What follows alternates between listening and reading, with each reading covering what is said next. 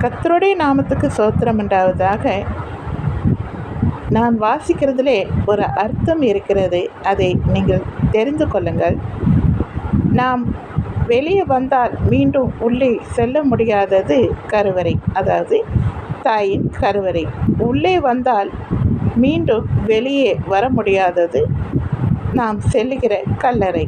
இந்த இரு அறைகளுக்கும் இடைப்பட்ட தூரம்தான் நாம் வாழ்கிற வாழ்க்கை.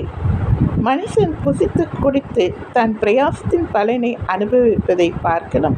அவனுக்கு ஒரு நன்மையும் இல்லை. இதுவும் தேவனுடைய கரத்திலிருந்து தான் வருகிறது என்பதை நான் கண்டேன் என்று பிரசங்கி 2ஆம் அதிகாரத்தில் 24 சொல்லப்பட்டிருக்கிறது. எனக்கு அன்பானவர்களே, நாம் இந்த இரு இதுக்குள்ளே தான் நாம் வாழ்ந்து கொண்டே இருக்கிறோம். அதுக்குள்ளே போட்டி, பொறாமை, சண்டை, பிரச்சனை என்று வாழ்ந்து கொண்டு இல்லாமல் ஏன் சமாதானமாய் சந்தோஷமாய் கர்த்தருடைய சித்தத்தை செய்து நாம் முடிக்கக்கூடாது?